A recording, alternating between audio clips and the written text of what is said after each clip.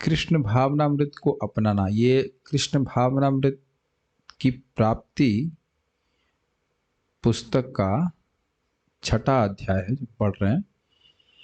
कृष्ण भावनामृत को अपनाना। भारत में समस्त शास्त्र और महान आध्यात्मिक आचार्य, जिनमें शंकराचार्य जैसे भी सम्मिलित हैं, श्री कृष्ण को परम भगवान के रूप में स्वीकार करते हैं। भगवद गीता पर अपने भाष्य के आरंभ में शंकराचार्य कहते हैं कि श्री नारायण इस व्यक्त और अव्यक्त सृष्टि से परे हैं। उसी भाष्य में वे कहते हैं कि भगवान नारायण ही कृष्ण हैं, जो देवकी और वसुदेव के पुत्र के रूप में प्रकट हुए। इस प्रकार कृष्ण के विषय में कोई मतभेद नहीं है। जो प्रामाणिक आचार्य हैं, चाहे वे साकारवादी हों या निराकारवादी, स्वीकार करते हैं कि श्री कृष्ण ही परमेश्वर हैं। जब कृष्ण इस भूमंडल पर विद्यमान थे, तब उन्होंने अपने कार्यकलापों और ऐश्वर्य से यह सिद्ध कर दिया कि वे परम भगवान हैं, अर्थात ऐसी क्रियाएं करी जो किसी भी इंसान के लिए संभव नहीं है। कौन कौन सी क्रियाएं आप देख रहे हैं यहाँ पे? एक छोटे से पेड़ पत्थर को उठा लिया, नहीं, गिरिराज को उठा लिया, फिर ब्रह्मांड को अपने मुख में दिखा दिया, फिर ये क्या है? 84 कोस 84 मील ऊंचा पर्वत था, क्या नाम था इसका भूल रहा हूं। उस पर्वत से अघमर्षण पर्वत, जहां तक मुझे स्मरण आ रहा है, और वहां से भगवान कृष्ण बलराम कूद गए थे। हुआ ये था, आप देख रहे हैं इस फोटो में बहुत सारे धुआं उठता दिख रहा है। जब जरासंध से भगवान युद्ध में हार गए या हारने का नाटक किया और भागे, भाग भाग कर दोनों कृष्ण बलराम जी अघमर्षण पर्वत पर चढ़ गए। तो उसने क्या किया, अपनी सेना को चारों ओर से, सेना के द्वारा चारों ओर से पर्वत को घेर लिया और उसके चारों ओर आग लगा दी। चारों ओर मतलब नहीं, गोलाकार में समझ लीजिए, चार तो नहीं, पूरे सब घेरा बना के गोला लगा, सॉरी आग लगा दी कि जल के मर जाएं, और भगवान वहां से कूद गए। अब पहली बात तो ये कि 84 मील पर्वत, अब आप लोग प्रश्न करो कि भाई जब वहां उस समय था 5000 साल पहले, तो अब क्यों नहीं दिख रहा? 84 मील तो बहुत ज्यादा हुआ ना, क्योंकि एवरेस्ट भी 8 किलोमीटर लंबा है, ऊंचा, सॉरी ऊंचा है, लेकिन था, भागवत में है तो मानना होगा। हाँ, अरेस्टर के सिर पे बादल आ जाते, आ ही जाते थे। मतलब उस जमाने में सब कुछ हो सकता है, भगवान क्या किया उसका हमको नहीं पता, लेकिन गिरिराज भी बहुत बड़े थे उस समय। हाँ, अच्छा, उसके बाद छोटे बच्चे के रूप में उन्होंने बड़े बड़े 2 वृक्षों को खींच के गिरा दिया, और उसमें रस्सी नहीं टूटी, रस्सी टूटी नहीं, और पेट में इधर कुछ निशान भी नहीं पड़ा, और धम से गिरा दिया। ये छोटा बच्चा नहीं कर सकता, ठीक है। आग पी गए। अगर आपको लग रहा है आग पीना आसान है, तो गर्म दाल खा के देखिएगा। कभी कभी दाल भी गर्म नहीं खा पाते हैं, लेकिन इतनी गर्म दाल होती है, सूप स्पेशली बहुत गर्म होता है, नहीं पी जाता। और एक बार नहीं, 2 बार भगवान से किए। तो अब समझ रहे हैं कि यदि लग रहा है बाहर रूप से वो मनुष्य से लीला कर रहे हैं, लेकिन मनुष्य कोई ऐसा कार्य कर नहीं सकता जो भगवान कर रहे हैं। यदि हम वास्तव में यह समझने के लिए उत्सुक हैं कि परम भगवान कौन है और क्या है, तो इस संबंध में सारी जानकारी वैदिक साहित्य में दी हुई है। हमारे पास जो कुछ भी है, यदि उसका उपयोग हम भगवान को समझने के लिए करें, तो कृष्ण यह सिद्ध कर देंगे कि वे भी पूर्ण पुरुषोत्तम परमेश्वर हैं। यदि हम केवल यही तथ्य स्वीकार कर लें, तो हमारी सारी शिक्षा दीक्षा पूर्ण हो जाएगी। क्या? कि कृष्ण भगवान है। यह एक प्रथा सी हो गई कि यह जानने पर शोध किया जाए कि ईश्वर क्या है, किंतु यह आवश्यक नहीं है। ईश्वर विद्यमान है और वे स्वयं कहते हैं। ये श्लोक आप थोड़ा समझने का प्रयास कीजिए, प्रभुपाद जी यहाँ पे क्या कह रहे हैं। देखिए, जब आप कहेंगे कि कृष्ण भगवान है, तो लोग कहेंगे तुम लोग भावुकता में स्वीकार कर रहे हो और हम लोग शोध कर रहे हैं। लेकिन देखिए, हम लोग भावुकता में स्वीकार नहीं कर रहे हैं। हमारी श्रद्धा जो है वो बहुत रीजनेबल है। रीजनेबल क्या कहा जाएगा? युक्त है, तार्किक तो नहीं कहेंगे, युक्त है। भाई हम भगवान को नहीं जान रहे हैं, भगवान हमारी इंद्रियों के परे हैं, तो जो लोग मुक्त पुरुष हैं उनकी बात माननी चाहिए।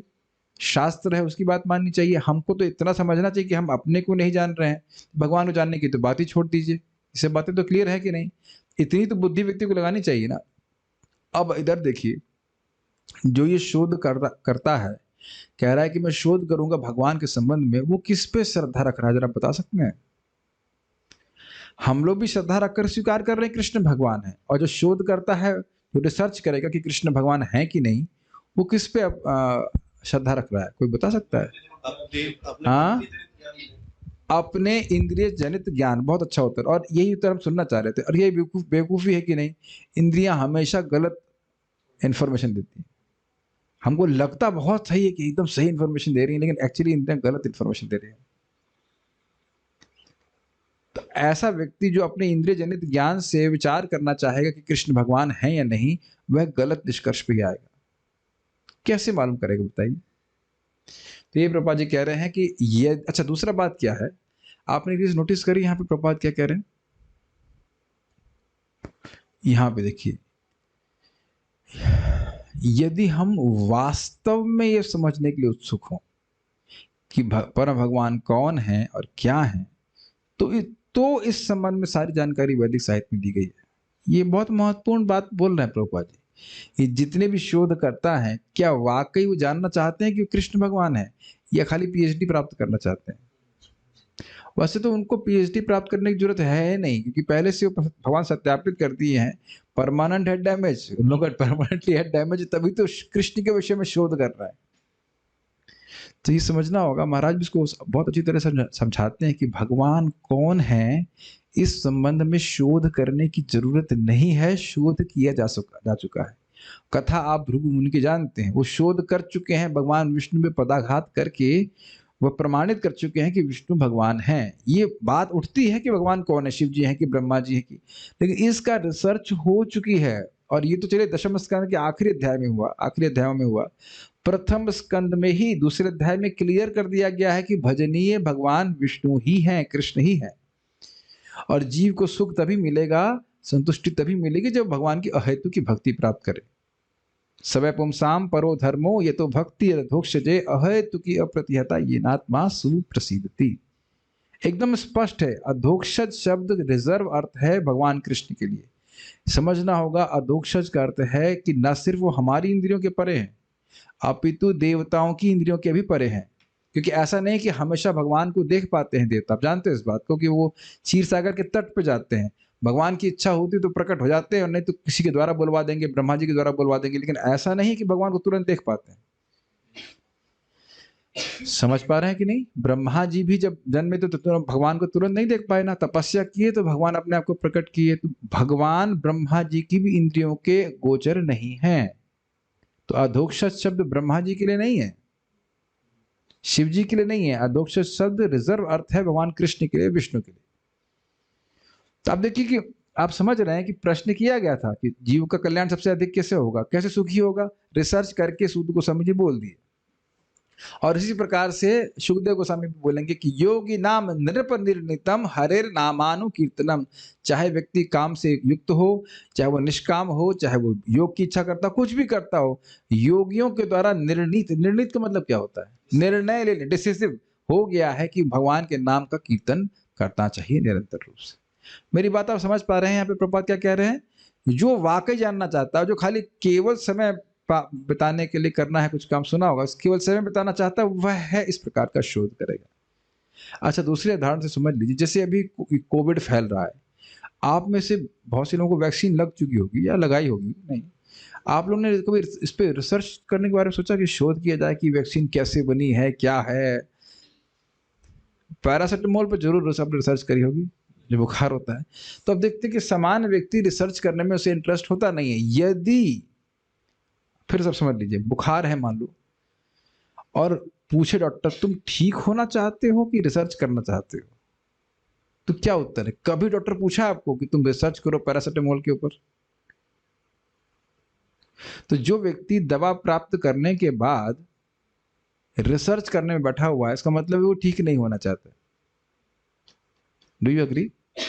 तो एकदम स्पष्ट गीता भागवत में सब कुछ लिखा है। यामुनाचार्य जी कहते हैं कि आपकी महिमा लिखी है शास्त्र में, प्रकट है, लेकिन असुर प्रकृति के लोगों को समझ में नहीं आती। तो इसीलिए प्रभुपाद जी यहाँ पे थोड़ा सा कुठाराघात भी कर रहे हैं कि भाई इन लोग को कुछ मालूम नहीं करना है, उनको कोई इंटरेस्ट नहीं है। जितने भी पीएचडी घूम रहे हैं इसके ऊपर, भगवान कृष्ण में पीएचडी करने के लिए चक्कर में पड़े हुए हैं, उनको कोई मतलब नहीं है कृष्ण भगवान है कि नहीं। एब्सोल्युटली उनसे कहो कि तुम्हारा जप करो तो वो नहीं होगा उनसे, उन्हें कोई इंटरेस्ट नहीं इसमें, और ना ही भगवान की बात पे विश्वास है। ये आपको लग रहा होगा कि हम खाली ना एक फेनेटिक वे में बोल रहे हैं, लेकिन हम डिवोटी को जानते हैं जो संस्कृत से एमए वगैरह भी कर चुके हैं। बोले हम लोग गीता पढ़ लिए, वेदांत सूत्र पढ़ लिए, ईशोपनिषद पढ़ लिए, लेकिन ये नहीं पता था कि कृष्ण भगवान है। आप बताइए, इज इट नॉट स्ट्राइकिंग? ये आप लोगों को जादू नहीं लगता? भगवत गीता के हर पेज पे प्राय बोला गया है श्री भगवान उवाचा, श्री भगवान उवाचा, और उसको संस्कृत पढ़ने वाला पढ़ भी रहा है और उसको फिर भी समझ में नहीं आया कि कृष्ण भगवान है। ये कुछ जादू नहीं लगता आप लोगों को? ये इज इट नॉट एक जादू सा है, अद्भुत भगवान की माया है कि भगवान स्पष्ट बोल रहे हैं और फिर भी लोगों को स्पष्ट समझ में नहीं आ रहा है। बिविल्डरिंग है ना? आप लोग को शायद ये बात आपको विश्वास भी नहीं हो रहा कि कैसा हो सकता है, लेकिन आप तनुजा माता जी इसको जानती ही थी। भरतपुर में बता रही थी कि हमने जब ईशोपनिषद भी पढ़ लिया, वेदांत सूत्र पढ़ लिया, गीता भी पढ़ चुकी हैं, लेकिन कोई ये नहीं पता था कृष्ण भगवान है। This is bewildering.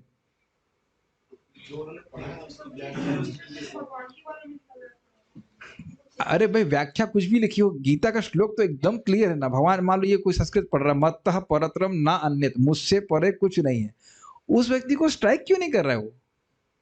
क्या वो कुछ समझ, भाई हम लोग भी फिजिक्स पढ़ते थे तो आप कुछ अपनी भी समझ में होती थी ना। टीचर जो पढ़ा रहा तो पढ़ा ही रहा है, लेकिन हम भी तो फिजिक्स कुछ समझते थे कि नहीं समझते थे? क्या मैथमेटिक्स कुछ नहीं समझते थे आप लोग? मैं बता तो रहा हूँ कि ये जादू देखिए, आप जादू देखिए कितना अद्भुत है। क्या जादू है कि गीता एकदम स्पष्ट बोल रही है कि कृष्ण भगवान हैं, लेकिन लोग समझ नहीं पा रहे हैं। अमेजिंग। ये दिखाता है कि भगवान ही अंदर से ज्ञान को प्रकट ही नहीं कर रहे, क्योंकि वो व्यक्ति जानना ही नहीं चाहता। ये बात है। तो बहुत अच्छा बात है। तो यहाँ पे कह रहे हैं ईश्वर हैं। ईश्वर रिसर्च का विषय नहीं है, ईश्वर हैं। सूर्य रिसर्च का विषय नहीं है, सूर्य है। समझ में आ रहा है? दोबारा रिसर्च, दोबारा खोजा जाए कि भगवान है कि नहीं है, तो भगवान कह रहे नहीं मैं हूं। मत्तः परतरम ना, मैं से गा कर बोली, मेरे पीछे बोली, मत्तः परतरम नान्य परतरम नान्य किंचिदस्ति धनंजय किंचिदस्ति धनंजय मयि सर्वम इदं प्रोतम मयि सर्वम इदं प्रोक्तम सूत्रे मणिगणा इव। सूत्रे मणिगणा इव। मत्तः परतरम ना अन्यत, क्या अर्थ हुआ? मुझसे परे श्रेष्ठ और कुछ नहीं है। अब हमको तो इसको जब भी बुलाते तो हंसी आती है। एक भक्त के घर में थे हम लोग, दिल्ली में गए थे, ऐसा ऐसा बातें बोलते हैं लोग। हम कृष्ण का बहुत सम्मान करते हैं, हम कृष्ण को भगवान भी मानते हैं। हमने कहा अच्छी बात है, डिवोटी हैं आप तो। कहते नहीं, उससे भी परे कुछ है। हमने कहा भाई गीता में तो ऐसा भगवान कुछ नहीं बोल रहे कि उससे पर। कहते नहीं, उससे भी पहले परे कोई परम भगवान है। हमने कहा उससे पहले भगवान से बड़े परम भगवान क्या मतलब हुआ?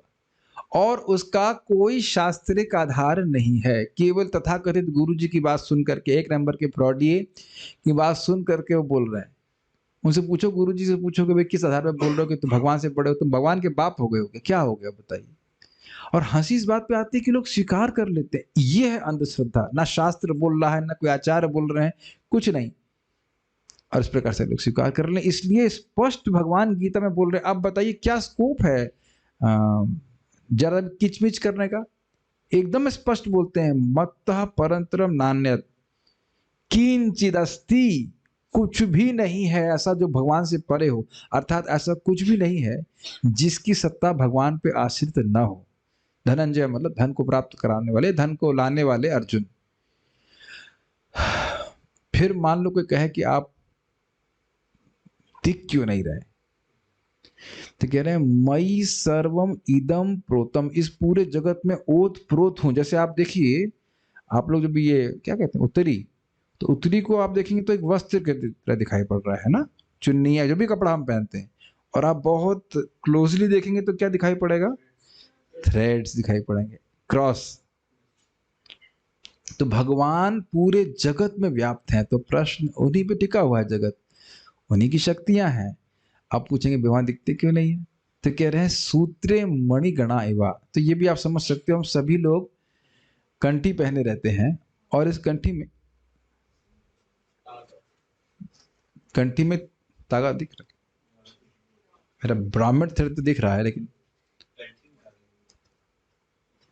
हाँ तो अब मैं वो वीडियो देखना पड़ेगा, वीडियो में दिखाई पड़ रहा है कि नहीं। Okay so you can see, इसमें धागा है कि नहीं, दिखाई पड़ रहा है, हाँ दिख रहा है ना आपको, इसमें धागा दिख रहा है कि नहीं।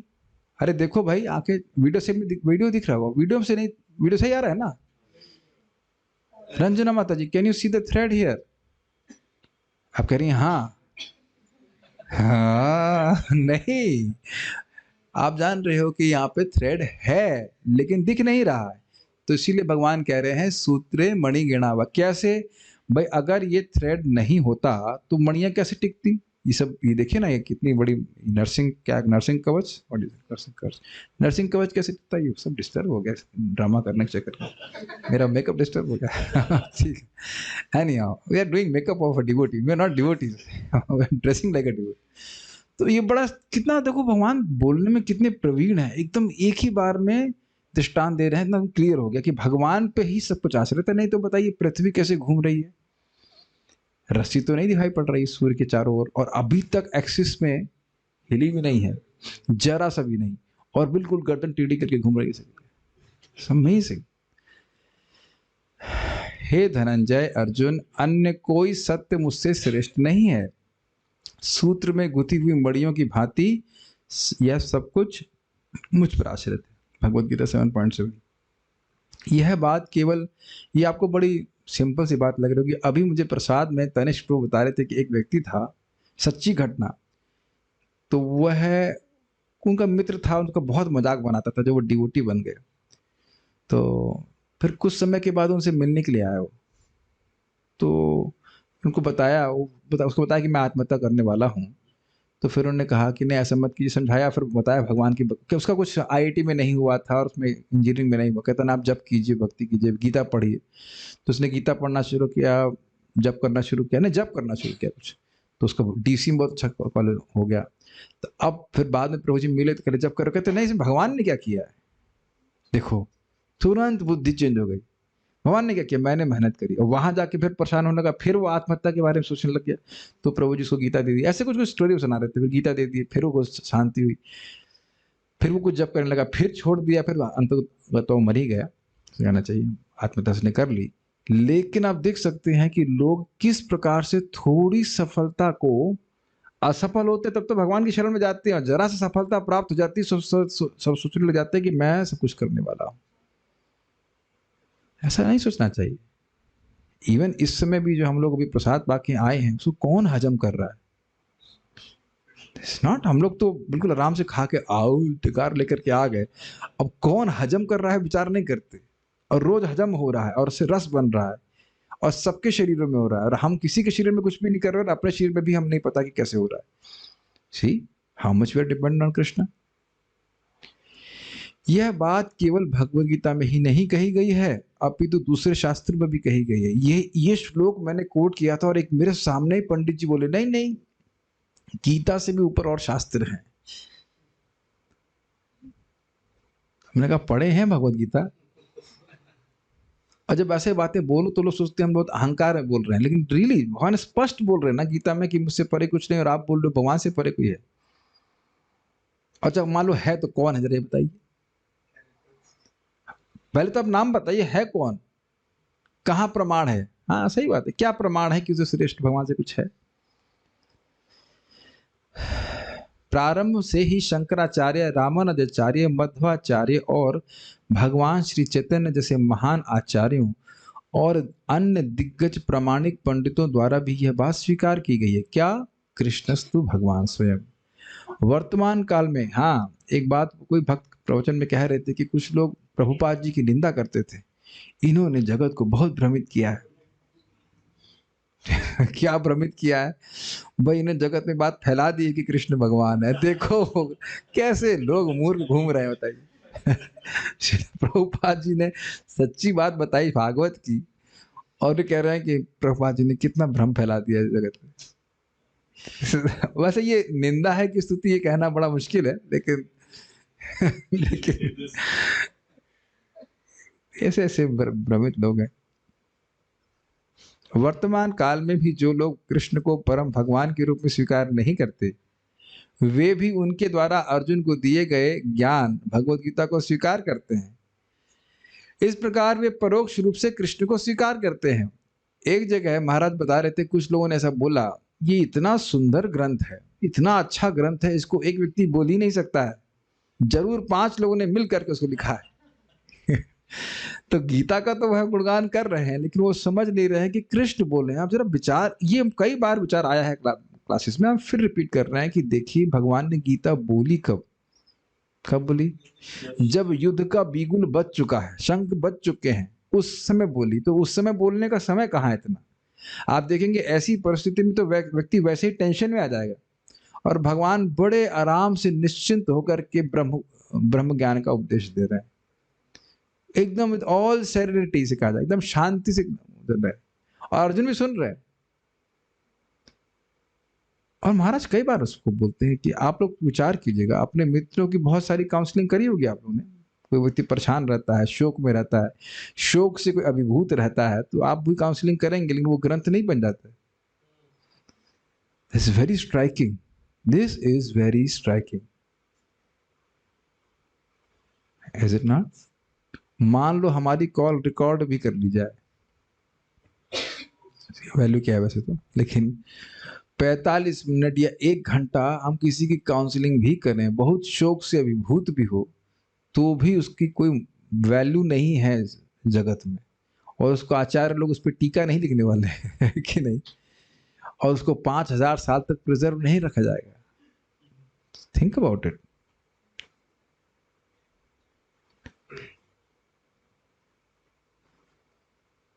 ये फोटो बहुत सुंदर रखी गई है। गीता के पहले लोग सब शराब पीने वाले, मांस खाने वाले, जो गलत सलत कार्य करते हैं, और एक कैंप की तरह भगवत गीता को दिखाया गया है। तो तंबू में घुसने के बाद आदमी बाहर निकलता है तो सब डिवोटी बन जाते हैं। और ये सही बात है, सकृत गीता अमृत स्नानम संसार मलनाशनम। एक बार भी लोग क्या दिनम स्नानम, दिने दिने करके कुछ लोग कैसे कि लोग स्नान करते हैं जल से, लेकिन रोज रोज स्नान करते हैं, पवित्रता आती है, लेकिन एक बार भी गीता के अमृत का वह स्नान कर लेता है तो संसार का मल उसका नाश हो जाता है। ये स्वयं शंकराचार्य जी लिखे हैं, आप लोग उसको पढ़े होंगे, भगवद गीता के शुरुआत में दिया गया है। सही बात है। एक्चुअली ये ज्ञान कि हम शरीर नहीं है, यह भी तो कोई नहीं बताता है, और भगवान कितने सटीक तरीके से अलग अलग दृष्टांत देकर के समझाते हैं। आप एक बात देखे होंगे कि भारतीय होने के नाते सहज लोगों की श्रद्धा है भगवद गीता पे, यद्यपि वो पढ़े ना हो। तो सोचिए, जब श्रद्धा है, अगर उनको मौका दे दिया जाए पढ़ने का, तो कितना उनका जीवन परिवर्तित हो जाएगा। उनका विश्वास है कि भगवद गीता सही है। वो तो अभी जबरदस्ती प्रोपेगेंडा वर्क कर रहे हैं, और ठीक से नहीं मालूम होने के कारण लोग रुचि नहीं रख रहे हैं। नहीं तो रुचि रहती है गीता से, भागवत से, पुराण से। लोग अभी भी भागवत में भारत में पुण्यात्मा होने के कारण उनकी विश्वास रहता है उसके ऊपर। तो यहाँ प्रभुपाद कह रहे हैं कि कुछ लोग ऐसे हैं जो गीता स्वीकार करेंगे, लेकिन कृष्ण को भगवान के रूप में स्वीकार नहीं करते।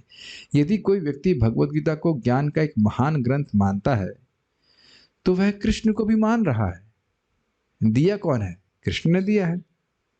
इसमें कोई संदेह नहीं है कि सर्वोच्च परम सत्य श्री कृष्ण ही है, और उनसे हमारा शाश्वत संबंध है।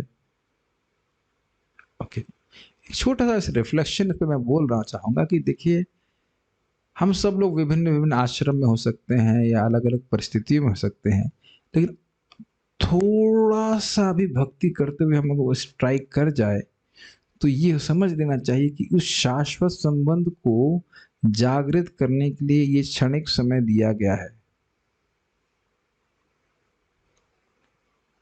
Very good.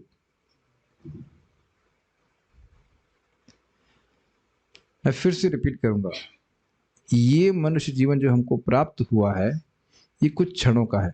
Life is so many breaths, समझते हैं? और उसको एकमात्र उद्देश्य है कि हम अपने संबंध को दोबारा जागृत कर लें। कुछ भी और सोच रहे हैं तो वो कुछ अन्य क्षणों का वेस्ट है। ये है सत्य। उसको अब कितने लेवल पे हम स्वीकार करना चाहते हैं, ये हमारे ऊपर है। लेकिन सत्य यही है।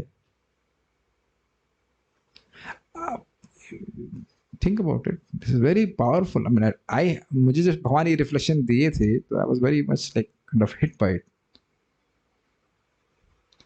बहुत सारी चीजें हम कर रहे हैं और ये हम अपने मन से नहीं बोल रहे। तस्यैव हेतु प्रयते, तो जानते ही श्लोक आप, तस्यैव हेतु प्रयतेत को विदः न लभ्यते यद भ्रमताम अपरदः। ऊपर से नीचे के लोगों में जो नहीं प्राप्त हुआ है उसकी प्राप्ति के लिए ही व्यक्ति को प्रयास करना चाहिए। बाकी सब चीज तो कर्मानुसार प्राप्त हो जाती है। खांसी के लिए प्रार्थना नहीं करता, या किसी का फ्रैक्चर हो जाए तो उसके लिए प्रार्थना नहीं करता, बुखार के लिए प्रार्थना नहीं करते, विश्वास नहीं होता ना। आप देख रहे हैं कि जो चीज हम लोग अनुभव करते हैं उस पर भी विश्वास नहीं करते। आप अनुभव, हम सब लोग अनुभव कर रहे हैं ना कि हम दुख के लिए प्रार्थना नहीं करते बल्कि उसे निवृत्त करना चाहते हैं, फिर भी दुख आ जा रहा है और सोच रहे हैं कि भौतिक सुख के लिए हमको प्रयास करना पड़ेगा। और आप देख रहे हैं कि ये हमारा अनुभव भी है, फिर भी मन नहीं मान रहा। मैं कुछ एब्स्ट्रैक्ट बोल रहा हूं या मेरी बात समझ में आ रही है? और आप ये भी देख रहे हैं, हम सभी लोग देख रहे हैं कि बैठे बैठाए भक्ति नहीं मिलती है। आप कहो कि हम सोचते रहें कि नाम में रुचि कैसे मिलेगी, सोचते रहें ऐसे तो मिलेगी नहीं। जाप करने से मिलेगी, भागवत पढ़ने से सुनने से रुचि मिलेगी। ऐसा नहीं कि हम बैठे रहेंगे कुछ और करते रहेंगे और भागवत में रुचि मिलना शुरू हो जाएगी या जप करने में रुचि मिल जाएगी। Can you see that? अगर ऐसा हो रहा होता तो अब तो भक्ति मिल जाती है कि नहीं? अनादिकाल से तो पड़े हुए हैं। ये मुझे आश्चर्य होता है कि हम लोग अनुभव कर रहे हैं फिर भी विश्वास नहीं कर रहे, है कि नहीं? आप लोग सब एकदम शांत हो गए क्या? समझ नहीं पा रहे हैं इस बात को? आप लोग अनुभव कर रहे हैं ना कि बिना किसी प्रयास के दुख आ रहा है, तो फिर सुख क्यों नहीं आएगा?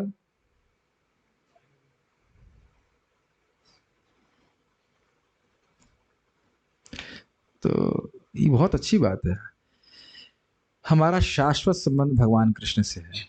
भगवान से हमारा शाश्वत संबंध सभाजन का है। अब सभाजन का, सभाजन है या सभाजन है, क्या है? सहभाजन। कोऑपरेटर का मतलब कोऑपरेटर का है। भगवान महान हैं और हम उनके अधीन हैं। जैसे समझ लीजिए, इसका अर्थ क्या हुआ? जैसे मेरा हाथ है और मेरी टांग है या मेरी आंखें हैं, जो कुछ भी है, ये मेरे पेट का सहयोगी होकर के ही सुखी रह सकता है, ये अर्थ है। हाँ, अलग से रह करके सुखी नहीं रह सकता। वे अधिष्ठाता है और हम अधिशासित हैं। एक अधीनस्थ का कर्तव्य है कि वह स्वामी को प्रसन्न रखे। इसी प्रकार यदि हमें सुखी रहना है तो हमें श्री कृष्ण को प्रसन्न रखना सीखना चाहिए। किन चीजों से सुखी रहते हैं जरा बताइए, कुछ श्लोक सहित बता दीजिए। श्रवणम, कीर्तनम, स्मरणम, पूजनम। तस्मादेकेन मनसः भगवान सात्वताम पति श्रोतव्यः कीर्तितव्यश्च ध्येयः पूजश्च नित्यदा। कुछ लोग भवे बता रहे हैं, ये श्लोक व्हाट इज दिस? कौन से शास्त्र में है? क्या प्रमाण है इसका? क्या प्रमाण है? प्रथम स्कंद दूसरा अध्याय। ये श्लोक तो आपको याद रखना चाहिए। अतः पुंबी द्विजश्रेष्ठा वर्णाश्रम विभागशः स्वनिष्ठितस् धर्मस्य संसिद्धिर हरितोषणम। हे ब्राह्मणों में श्रेष्ठ शौनक ऋषि, समझ लीजिए कि पूरे वर्णाश्रम की व्यवस्था है भगवान को संतुष्ट करना। समसिद्धि हरितोषणम, इसकी सम्यक सिद्धि यह है कि हरि संतुष्ट हो जाए। तो फिर हरि संतुष्ट कैसे होंगे? तस्मात्, क्योंकि वर्णाश्रम की व्यवस्था है भगवान को संतुष्ट करने के लिए, इसलिए तस्माद एकेन मनसा, मन कहीं और नहीं लेके जाना, एक निष्ठ होकर के श्रोतव्या, भगवान के बारे में सुनना चाहिए। कीर्तितव्यश्च, सुना के बाद चुप नहीं रहना चाहिए, उसको बोलना चाहिए। और बोलने, उनके बारे में बोलना चाहिए, ऐसा नहीं कि बोलना चाहिए। और फिर आप बोलेंगे तो स्वाभाविक सी बात है स्मरण होगा। बिना स्मरण किए कैसे बोल सकते हैं? आप लोग लग रहा है कि मैं श्लोक स्मरण करके बोल रहा हूं। Is it okay? फाइन। हम स्मरण करके तभी तो बार बार बोल रहे हैं। और उसके बाद भगवान को पूजन करना चाहिए। पूजन का अर्थ है कि जो वस्तुएं, हम वस्तुओं को भगवान को अर्पित करना चाहिए। जैसे कि आप भोग लगाते हैं, जब आपने बोला पत्रम पुष्पम फलम तोयम, और दीप दान करना या फूल अर्पित करना, जो कुछ ये सब भगवान को अर्पित करना चाहिए। इससे भगवान संतुष्ट हो जाते हैं। सिंपल। ये सीखना चाहिए कैसे करना है। यही कृष्ण भावनामृत की प्रक्रिया है। क्या है हमारा टॉपिक का सॉरी चैप्टर का टाइटल? कृष्ण भावनामृत को अपनाना। तो बड़ा क्लियर समझ में आ रहा है कि ये अभिधेय का वर्णन कर रहे हैं। क्या प्रोसीजर है, क्या तरीका है जिससे हम अपने संबंध को जागृत कर सकते हैं। शोध कार्य करके नहीं, शास्त्र आचार्यों के अनुसार स्वीकार करके, और जैसे वो बता रहे हैं भगवान को प्रसन्न करने वाले कार्य करने चाहिए। किंतु यह कैसे समझा जाए कि श्री भगवान हमारी सेवा और श्रम से संतुष्ट हुए? ये तो बड़ा अच्छा प्रश्न है। हम कर तो रहे हैं, क्या भगवान संतुष्ट हुए कि नहीं, इसका क्या प्रमाण है? वस्तुतः यह संभव है कि हम अपनी सेवा और व्यावसायिक कर्तव्य को परिपूर्ण बना लें। प्रत्येक व्यक्ति को अपने पद के अनुसार कुछ न कुछ कर्तव्य पालन करना होता है। वे भारतीय, अमेरिकी, हिंदू, मुस्लिम या ईसाई, पुरुष, स्त्री, ब्राह्मण, क्षत्रिय, वैश्य, शूद्र या कोई भी क्यों ना हो, उसमें कुछ न कुछ कर्म करने की अपेक्षा की जाती है। उससे होना चाहिए ना, उससे कुछ न कुछ कर्म करने की अपेक्षा की जाती है कि कुछ करे, और वह कर्म उसका कर्तव्य कर्म है। कर्तव्य मतलब जिसको किया जाना चाहिए, ड्यूटी। कर्तव्य कर्म की परिपूर्णता की परीक्षा यह है कि यह जांचा जाए कि क्या भगवान इस कार्य से संतुष्ट हुए हैं या नहीं। इसलिए पूर्ण पुरुषोत्तम भगवान के सच्चे प्रतिनिधि गुरु महाराज की खोज करनी चाहिए और उनके मार्गदर्शन में कार्य करना महत्वपूर्ण है। यदि गुरुदेव संतुष्ट होते हैं तो हमें समझ लेना चाहिए कि भगवान भी संतुष्ट हुए। बहुत बहुत अच्छी बात यहाँ बोल रहे हैं। देखिए, बद्ध जीव को नहीं समझ में आता है कि कृष्ण संतुष्ट किससे होते हैं। मैं उदाहरण आपको पहले भी दे चुका हूँ। सडोरा गांव में हम गए थे, तो वहाँ एक बाबा था, या अभी भी है, उम्मीद है कि जिंदा ही होगा। तो वो रोज सुबह चाय बनाएगा, चाय को शालिग्राम के सामने लाएगा और उसे उंगली को उसमें डुबो करके छींटे मार देगा उसे। एक तो वह चाय अर्पित कर रहा है, और फिर ये कोई तरीका है छींटे मारने का कि ये शालिग्राम भोग लगाने का तरीका है। शालिग्राम साक्षात विष्णु है, उनको कोई इंस्पिरेशन की जरूरत नहीं। अब आप देखने का अपराध कितना बड़ा हो रहा है।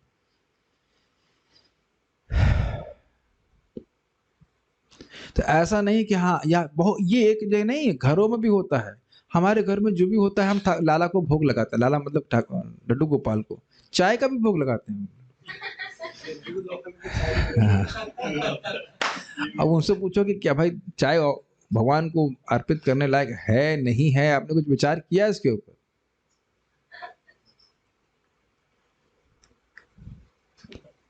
या मान लो वो प्रोफेशनल कथाकारों से कथा सुनने जा रहे हैं, तो किस लिए जा रहे हैं?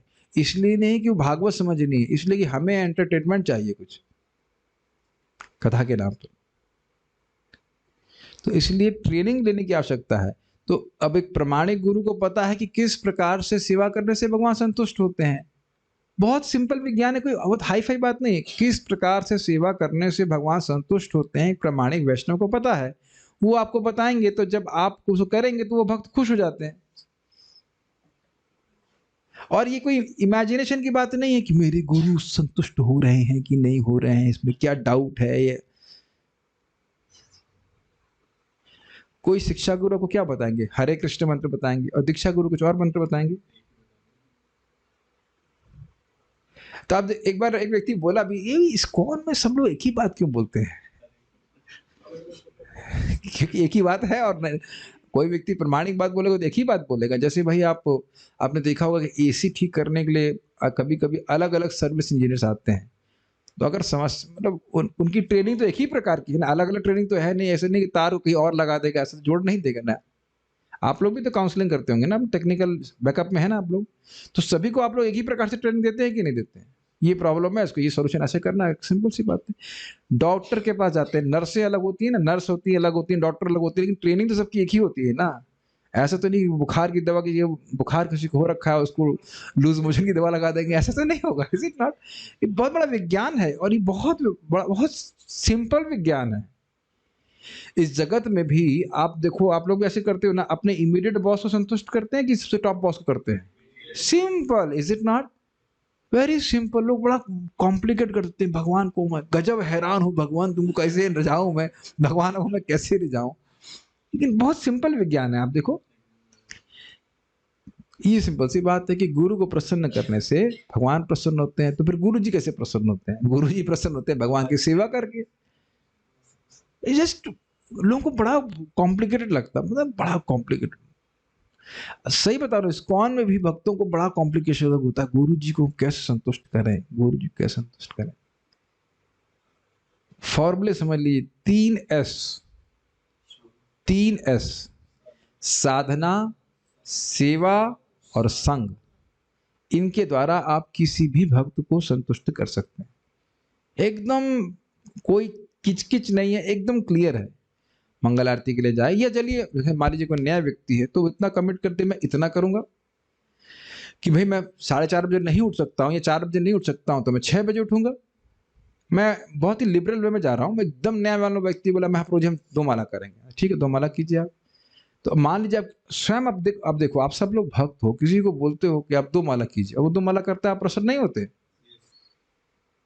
Is it not? What is so complicated about it? क्या आप ये अपेक्षा कर रहे हैं कि वो आके आपका चरण दबाए? और कभी कभी लोग इसमें बड़े रुचि रखते हैं, चरण की धूल ले लेंगे, ये ले लेंगे, उनको भाई 2 माला करो ना, वो नहीं होगा। या क्लास में आओ समझो, वो सब नहीं होगा। एक बार यही इसी रूम में व्यक्ति आकर के बैठे, बोले क्यों आए हो, क्या है, कैसे आना, आपको दर्शन करने आए। और बाद में बोला ये जो भागवत या कुछ तो बोले थे, माइथोलॉजी या गीता, मेरा इतना गुस्सा आया, मैंने कहा अब हमसे दोबारा कभी मत मिलने आइएगा, हम कभी नहीं मिलना चाहते। तुम क्या, तुम दर्शन करने के लिए आए बताइए, क्या क्या मिला तुमको दर्शन करके? यही समझ में आई गीता माइथोलॉजी है? मुझे बड़ा सही में बड़ा क्रोध आ जाता है, लोग समझते नहीं है कि इवन मैं इस्कॉन में बात कर रहा हूँ, उनको समझ में तो गुरु जी संतुष्ट कैसे हो, वो सोच रहे गुरु जी को दिखाना पड़ेगा, जब गुरु जी देखेंगे तब हम प्रगति करेंगे। It doesn't work like that. भगवान कृष्ण के एकदम स्पष्ट शब्द हैं, वो सबके हृदय में बैठे हुए हैं। तो गुरु भगवान कृष्ण कहते हैं कि मैं सबके हृदय में हूँ, और जब मैं देखता हूँ कि कोई व्यक्ति अपने गुरु की आज्ञा का पालन ठीक ठीक कर रहा है तो मैं प्रसन्न होता हूँ। What is the difficulty about it? Such a simple process. Make sense to you? जैसे हम अपने गुरु महाराज से केवल 3 बार मिले हैं, मैक्सिमम 4-5 बार ऐसे मान चलिए, साक्षात दर्शन की बात करें तो उससे अधिक नहीं मिला हूं। लेकिन गुरु महाराज बोल रहे हैं कि हमने वाव लिया है कि चैंट हरे कृष्ण मंत्र as much attentively as possible. तो वह तो तलवार की तरह है ना, सर के ऊपर चढ़ा हुआ तलवार की तरह, मेरे कहने का अर्थ है वो वाणी की सेवा तो निरंतर बनी है ना। तो क्या भगवान नहीं देख रहे हैं? मैं ही नहीं कह रहा हूं कि मैं अटेंटिवली करता हूं, लेकिन मैं जब भी प्रयास कर रहा हूं तो वो देख रहे हैं ना कि गुरु की आज्ञा का पालन कर रहा है। Does it click? हमारे गुरु महाराज बोले हैं कि वैष्णव का अपराध करना नियमित रूप से 4 दिन। अगर मेक सेंस, अगर हम भक्तों की सेवा कर रहे हैं, भक्तों को प्रसन्न कर रहे हैं, नम्र भावना से रह रहे हैं, तो उसमें कोई कठिनाई नहीं कि मेरे गुरु जी को मैं फोन करूं, गुरु जी मैं आपका नम्र दासों का दास बन गया हूं। Does that clicks to you? Information gap नहीं है, क्योंकि चैत्य गुरु के ही रूप में गुरु महाराज भी सामने है, उनके मुख से जो बात वाक्य निकला है वो भगवान का ही वाक्य समझना चाहिए। विज्ञान समझ में आ रहा है, कुछ कॉम्प्लिकेटेड नहीं है। और हम हमारे गुरु भाई बता रहे थे कि हमारे गुरु महाराज बोले भी, डोंट एक्सपेक्ट पर्सनल टेंशन। आप ये मत सोचिए कि आपका दीक्षा गुरु आपको बिल्कुल व्यक्तिगत रूप से देखेंगे तुम क्या कर रहे हो क्या नहीं कर रहे हो, ऐसा नहीं होता है। और आजकल के जमाने में तो प्रैक्टिकल है ही नहीं। आप रामानुजाचार्य जी के जमाने में चले जाइए, वहां कौन सा वो रोज उनके सामने देख रहे थे? हाँ,